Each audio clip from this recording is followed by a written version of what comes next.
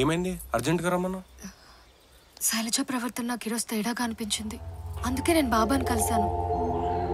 బాబా చెప్పినట్టే నేను శైలజ వాళ్ళ ఇంటికి వెళ్ళాను. అక్క రేఖకొచ్చిందా? ఏంటి రేఖ, చాలా రోజులకు మా ఇంటికి వచ్చావు? నువ్వు వచ్చావంటే ఏదో విశేషమేనే. ఏమ్మా రేఖ, బాగున్నావా? బాగున్నా అన్నయ్య. మ్యాథ్స్ నోట్స్ కోసం వచ్చానే. ఏ క్లాస్లో రాయలేదా? క్లాస్లో అర్థం కాలేదే. ఓకే, రావే ఇస్తా.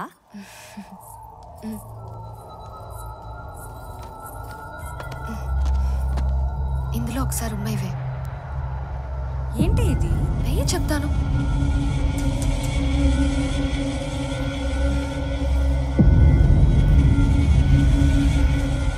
ఏంటి, నా మీద ఏమైనా చేస్తున్నావా?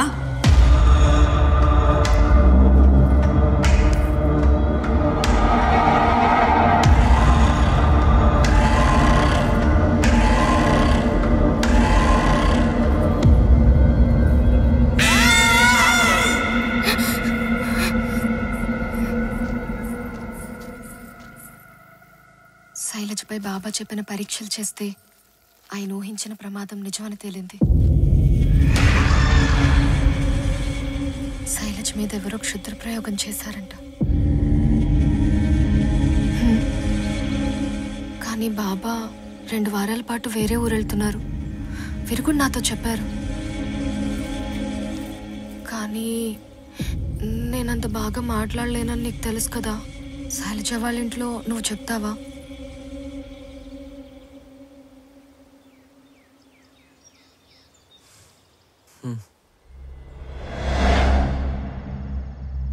శైలజపై పాతాళ కుట్టి అనే క్షుద్రప్రయోగం చేశారని బాబా అనుమానిస్తున్నారు. అయ్యో శైలజక, వాడికే మాయ రోగం. అమ్మా, బాబా చెప్పిన దాని ప్రకారం ఇప్పటి నుంచి 12 రోజుల వరకు శైలజ ఆరోగ్యం రోజు రోజుకి పాడవుతుంది. 12వ రోజు నుంచి 16వ రోజు వరకు రోజు రాత్రి తమ శ్మశానానికి వెళ్తుంది.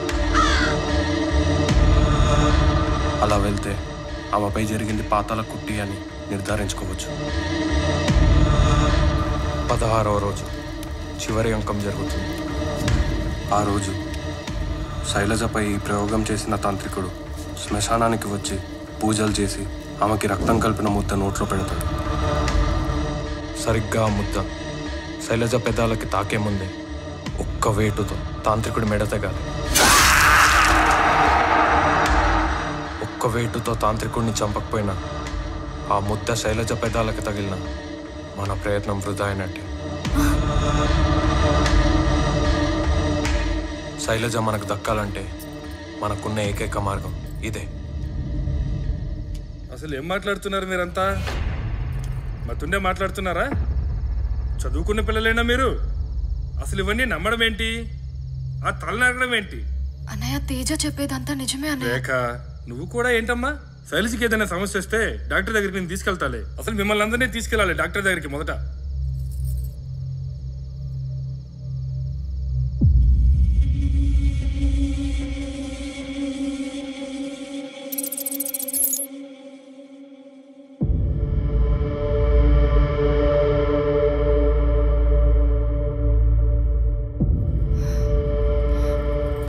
శైలుకేం అవ్వదు వాసు, నువ్వు ధైర్యంగా ఉండు. నువ్వే ఇలా ఉంటే ఇంట్లో వాళ్ళందరికీ ఎవరు ధైర్యం చెప్తారు చెప్పు? మీరు చెప్పింది మా పెద్దోడు నమ్మలేదమ్మా. కానీ ఏ డాక్టర్ దగ్గరికి తీసుకెళ్ళినా ఫలితం లేదమ్మా.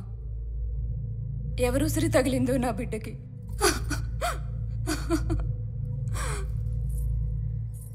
అన్నయ్య,